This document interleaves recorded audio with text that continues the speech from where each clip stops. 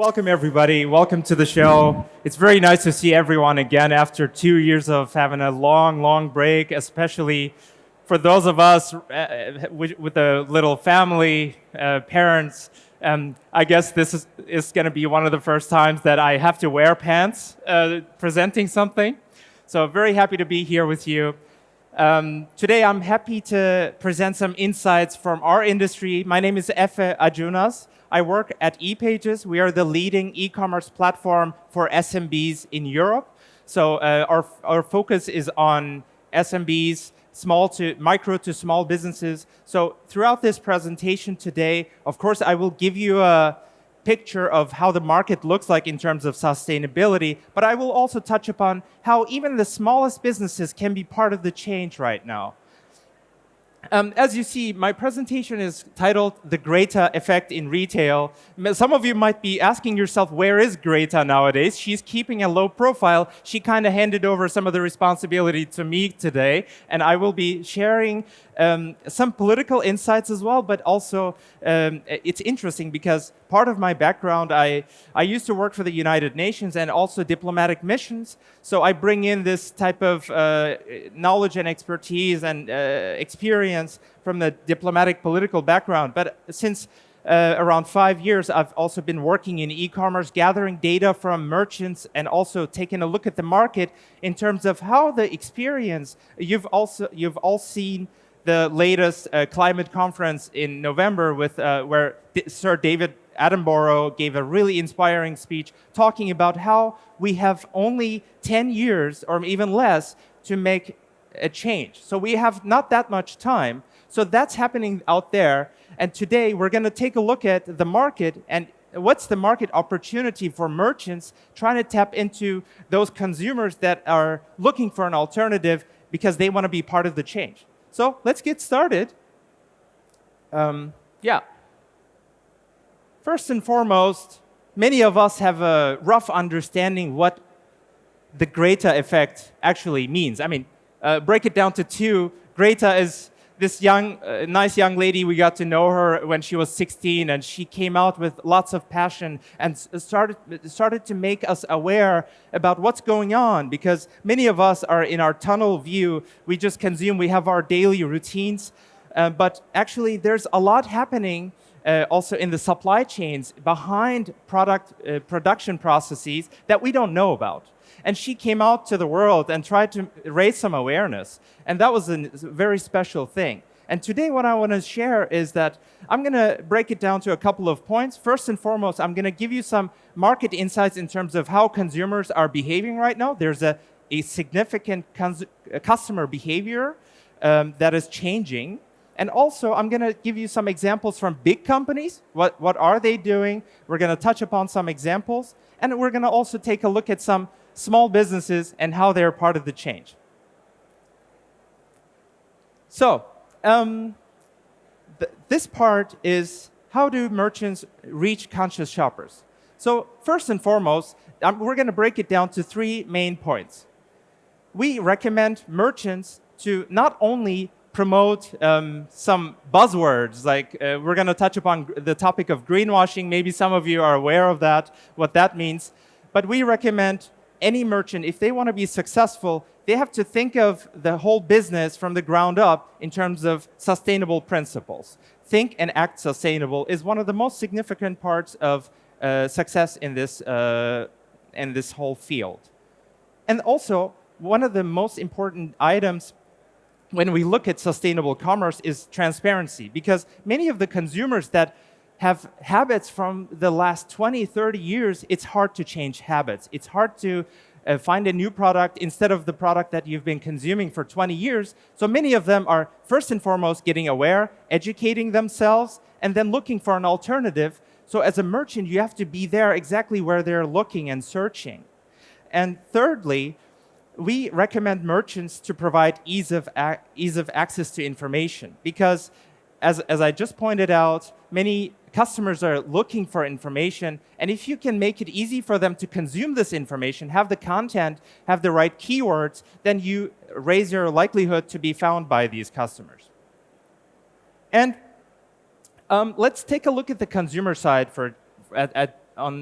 as a first step. So consumers are increasingly voting with their wallets. Every time we all go to the supermarket, or nowadays we order delivery from Gorillas or other companies, the whole user journey is built upon the idea of us making a choice, making a conscious choice and sometimes not a conscious choice. We see a product, we take a look at the marketing behind it, maybe we know it from the past, maybe it just looks good from the packaging, but many consumers are not aware of what's going on behind their decision. This decision is very important. But in the current market condition right now, there's a small but growing group of consumers that are being more aware and making targeted decisions to make a conscious impact on the world.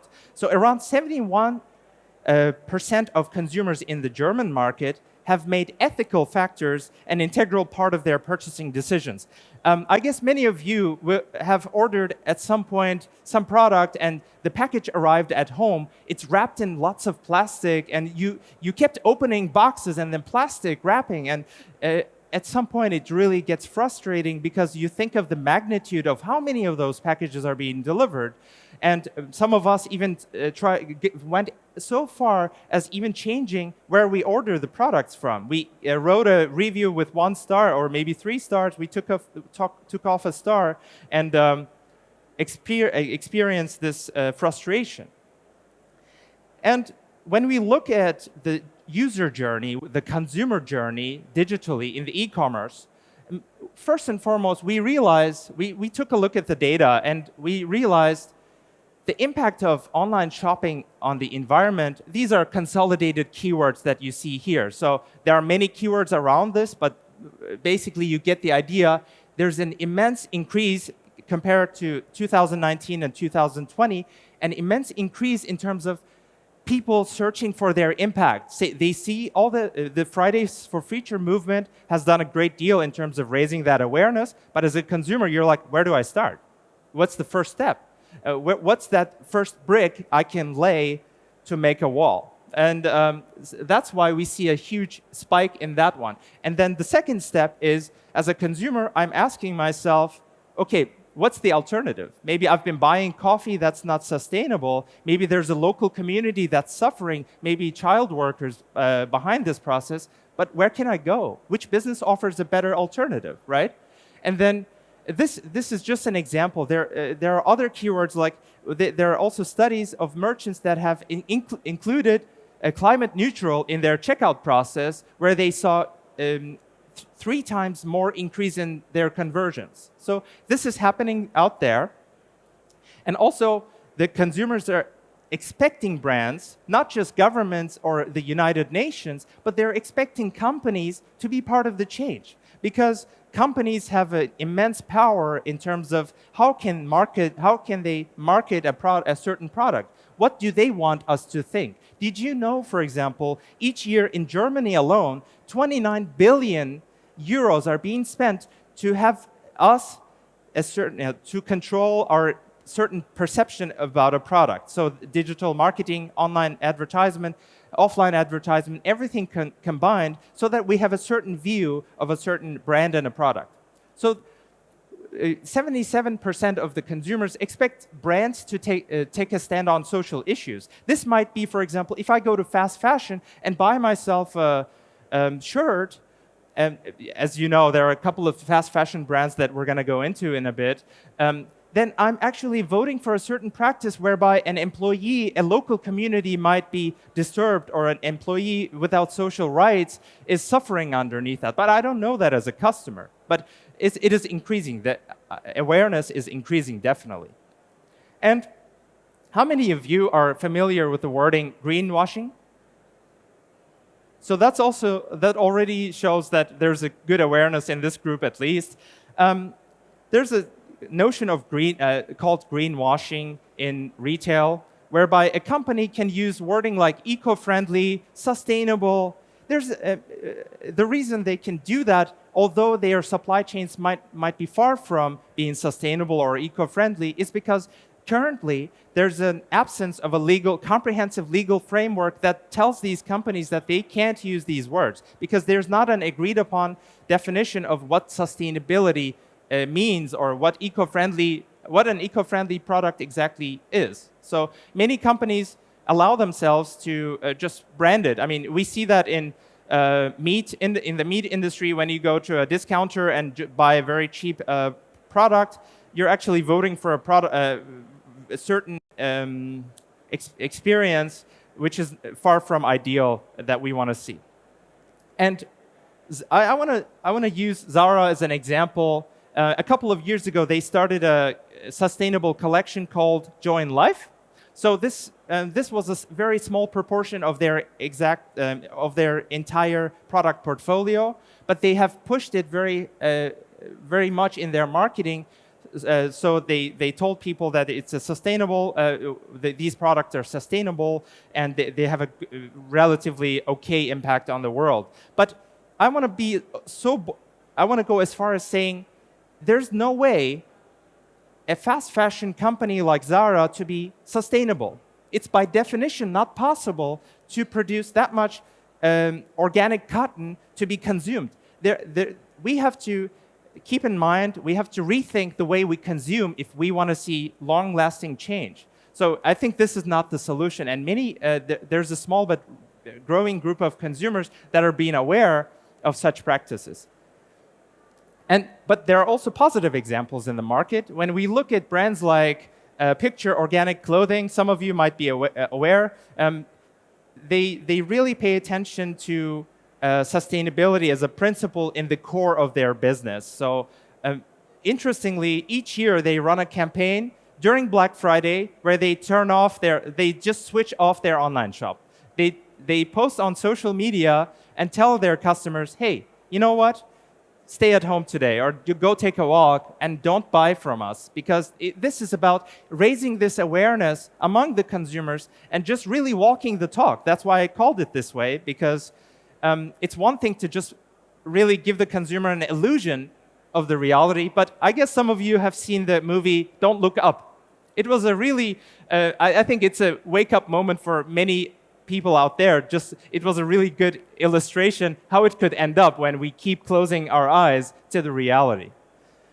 And there are some other practices that are also very helpful, and market data shows us that consumers are also looking very favorably to these practices. For example, Jack Wolfskin provides jackets and other durable products for maybe hikers or mountain hikers and stuff like that. And they have a repair service that they promote. Instead of having someone buy a new product, they recommend that, hey, you can get that repaired for a very small price. And we have a team of, this is from their website, we have a team of colorful faces that are willing to do that for you. And when we look at this company again, as you see on the right-hand side, they even made a page where you can see visibly how the supply chain looks like, because it's very complex. It's not a very simple thing that you can understand as a consumer right away, because as you see, there are countless. For one product, there's sometimes like 120 companies involved producing little parts, and these parts get together. So they made this flywheel to make it kind of understandable, easy to digest for the end customer. And then I want to show you another example, and I'm very curious how many of you actually know this app. So I want to talk about transparency in the community.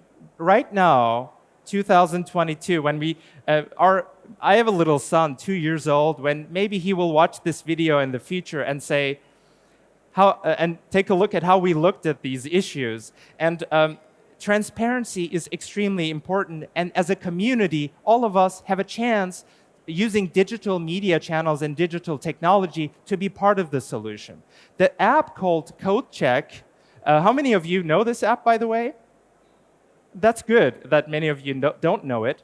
It's an app that you can download to your phone, and it allows you to scan an EAN code. These are 11-digit codes that you can scan everywhere. It's a standard. So you go to the supermarket, you go to retail, everywhere you go, you can scan these codes. You go to the app, maybe I'm blocking the screen, sorry. You go to the app and you can immediately scan an EAN code. I had some product from Ritual, so I scanned this, and let's take a look how they rank. So you scan it, and immediately you get a summary of what kind of processes are behind the supply chain and like what kind of harmful substances are in that. So this is very interesting. I'm a vegan, so I can also have a filter in this app so that I don't end up buying. Vegans have this really careful eye. You know, we keep. You'll see us in supermarkets reading like product labels for minutes. So this helps my life. I'm benefiting from this technology so that I don't have to do that. And also you can write reviews, and you can, it's like Amazon reviews, right? You can give them 1 to 5 stars. So it's very, very helpful. And yeah. And I just spoke to one colleague here who works on live shopping technology. So I also want to touch upon live shopping as a new wave in Germany. Maybe some of you already know companies like Chibo, Höfner in Germany, or Douglas in cosmetics. They started to do live shopping feeds maybe 2 times a week, whereby you can go onto a feed and ask questions to experts. They tried it first, not in this case, this is from Chibo, but Douglas tried it first with a nice-looking model, but who wasn't able to answer questions from consumers. So they quickly realized during Corona that this model is not working.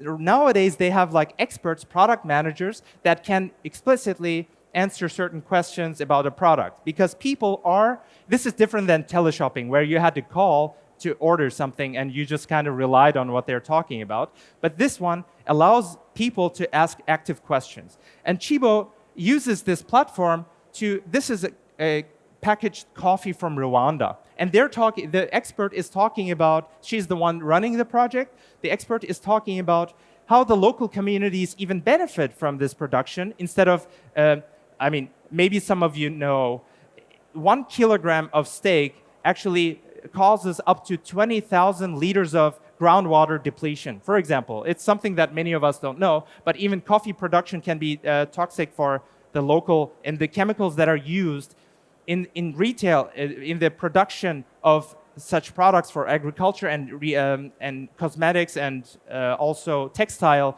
Did you know that 100,000 harmful substances are being used? These are harming the environment, these are harming us, these are harming local communities and employees. So they're just actually giving information as to how they make a difference. I guess this is an emotional part of my presentation. I guess some of you might have heard Greta talk at the climate conference in Poland, where she said, "You are never too small to make a difference." We at ePages, the company I work for, produce software that is being used by 100,000 SMBs in the world. And these are small merchants that, in their own little capacity, want to make a difference. They have a business idea, but they might not have the know-how of these big companies. They might not have the budgets of these big companies to reach out to the consumer. And what I want to talk about today is that there's a market opportunity for these guys to benefit, because we have, I just talked about it, there's a legal gray zone, we're in a transition phase. There's a lot happening. Until then, they have a lot of power to be part of the difference. The first shop I want to talk about is a pure player, pure online. So it's a side hustle that he started. The owner, Christian Meisner, he's from Frankfurt. And we've had a couple of interviews, and he told me that he loves working with wood. So at some point, his son asked him for a skateboard, and we will watch his story in a bit. And he decided to start a sustainable online shop. And his shop, mioboards.com, is called, the Mio stands for Main Ingredient Organic. So let's take a few minutes and listen to Christian talk about his business.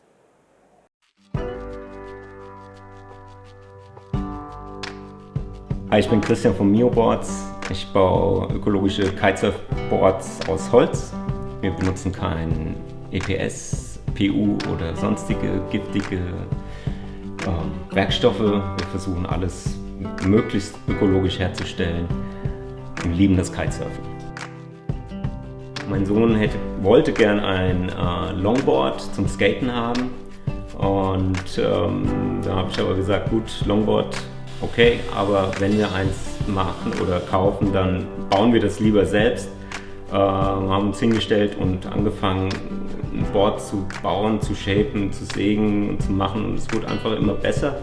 Und lustigerweise hatten wir innerhalb kürzester Zeit so gute Shapes, die sich dann auch noch verkauft haben. Das heißt, meine Kinder, die waren damals 12 und 14, haben damit ihr Taschengeld verdient. Wir stehen ja in Konkurrenz mit der Industrie. Die Industrie baut Bretter aus billigen Materialien mit viel Harz und viel Glasgewebe, um ein stabiles Produkt herzustellen. Wir haben das einfach mal rumgedreht. Wir haben gesagt, wir nehmen ein stabiles Material und verpacken es mit möglichst wenig Epoxidharz und haben dadurch ein Produkt geschaffen, was dennoch sehr leicht ist, sehr stabil, sogar stabiler als die Industrie und ja, und dazu noch ökologisch ist.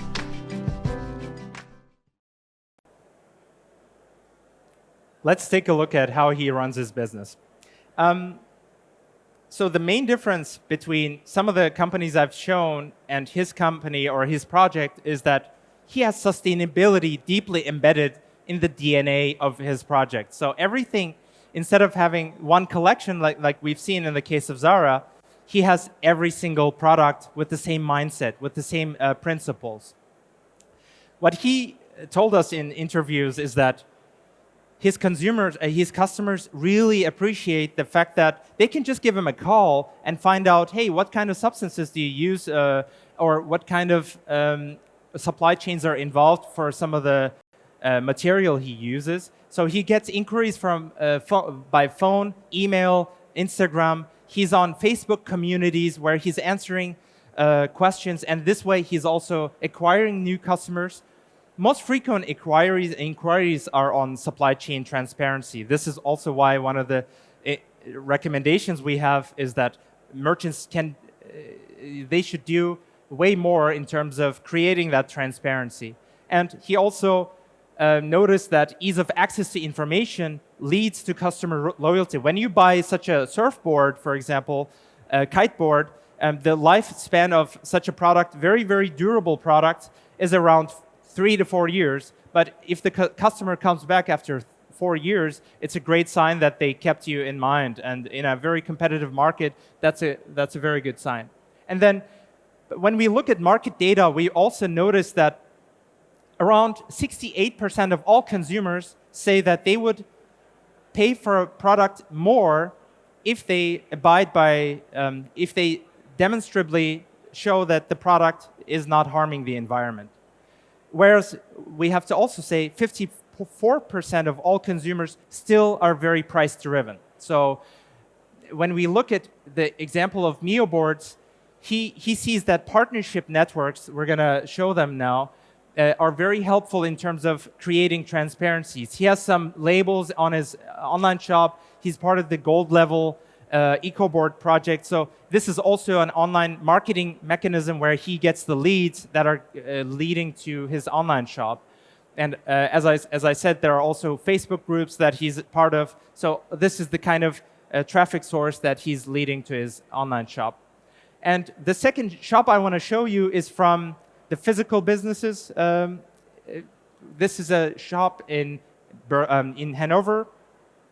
And the owner is running the business since 2020. He's seen during Corona an immense change in consumer behavior, and he decided to have a whole new concept around omni-channel. So he has a physical store offline, but he also has an online store to complement it. On the left-hand side, you see the shop, and it's called Lieblingsbar. Translated to English, it means the favorite store or something along those lines. So he has his custom-made products ranging from honey to mustard and wine and all these things. And their motto is, this innovative gastronomy concept is that you have a cafe, you have a bar, but you also have products on the side that you consume more and more.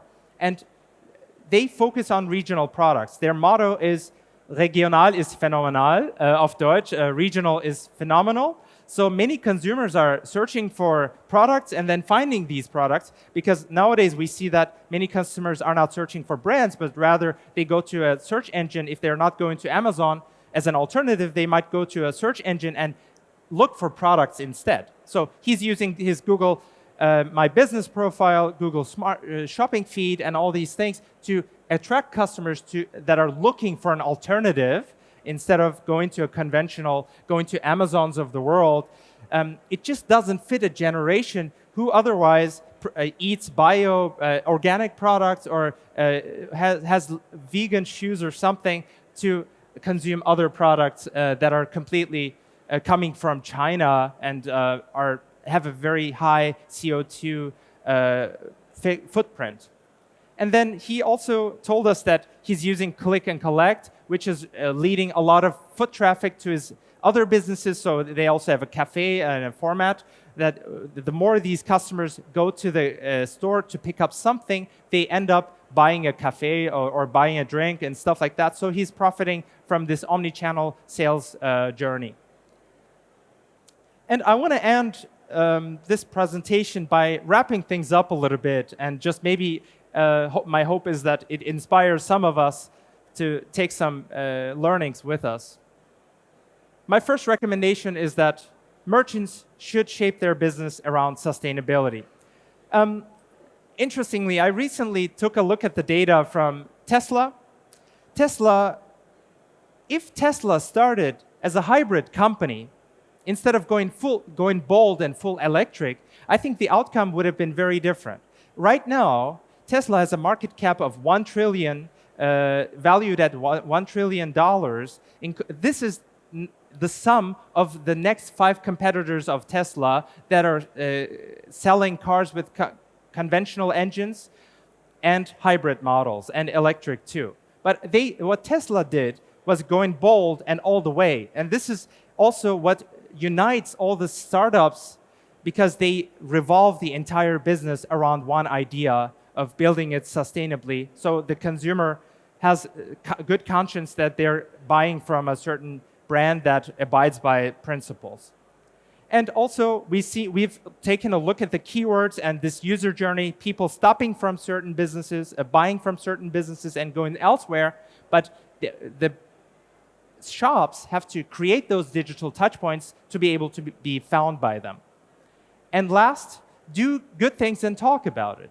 Many businesses do comply with many principles, but they haven't embedded that into their marketing, so the consumer has no access to information, and they don't even know that they're consuming a very sustainable product in certain cases. So we recommend to invest way more in that, because the market data shows us this will only grow for the next years, because we have no other choice. Thank you very much.